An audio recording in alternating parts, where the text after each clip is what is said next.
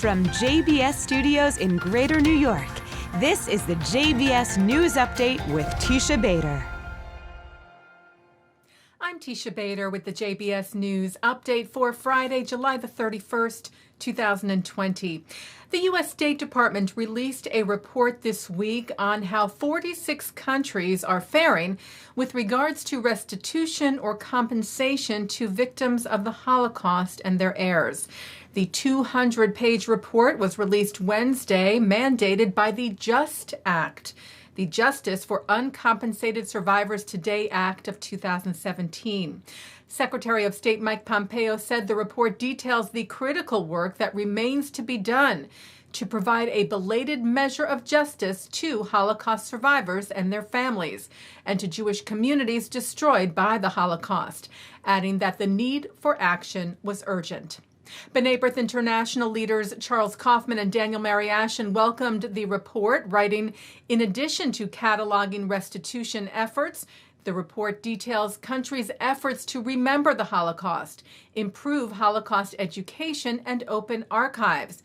We applaud Congress and the State Department for making Holocaust restitution a priority of U.S. foreign policy, adding that U.S. leadership is essential to the effort to secure justice for Holocaust survivors and their heirs.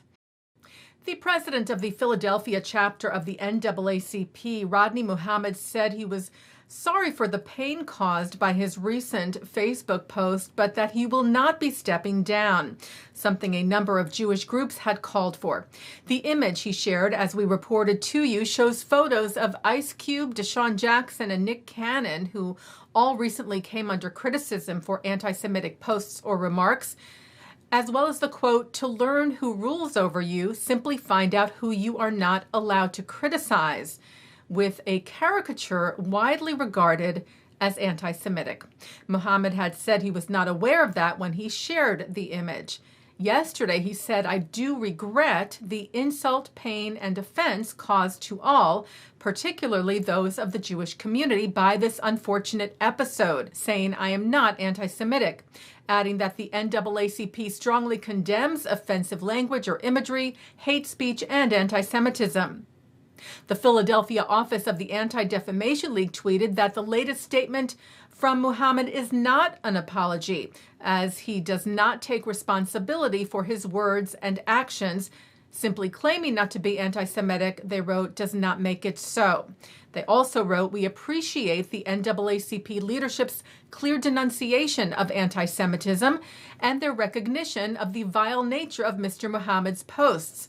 But it's disturbing and disappointing that someone who seems to have no remorse or respect for other communities will remain in a leadership position," adding that the ADL hopes to engage in dialogue with the NAACP and that this situation was an exception to the rule in their historic relationship and partnership with the NAACP in fighting against hate.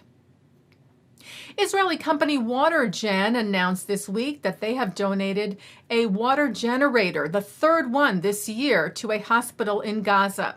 The efforts are in cooperation with the Arava Institute for Environmental Studies and with funding on behalf of joint cooperation between Israeli and Palestinian groups.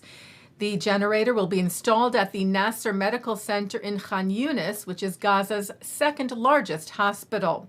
Watergen President Dr. Michael Miriashvili said, "We must be kind to our neighbors, even helping them before we help others around the world." The generator can produce up to 5,000 liters of clean drinking water a day. An Israeli scientist says a mask he invented will even better protect doctors and nurses and other frontline workers against the coronavirus. Viramask CEO Noam Gavrieli told the Times of Israel that unlike other products, this is sealed all around the face, like gas masks and diving masks. And the filter, he said, is much more dense than the N95 mask and surgical masks, meaning that fewer particles penetrate. Gavrieli said he hopes that the Viramask will become standard issue protection at hospitals around the world. Taking a look now at our programming for tonight on JBS for Friday, July the 31st. Live Shabbat services are coming up at 6 o'clock from New York City's Central Synagogue, followed by Kabbalat Shabbat services from the Hampton Synagogue. At 8 o'clock, you can enjoy some Shabbat music. At 8:30, it's the film A Simple Matter of God and Country. Then a replay of the Hampton Synagogue services, followed by a replay of the services from Central Synagogue. And coming up next, a look at this week's Torah portion, followed by Mark Golub hosting Together During COVID-19. And that's the JBS News Update for Friday, July the 31st, 2020. I'm Teisha Bader. Stay healthy, stay well, and Shabbat Shalom.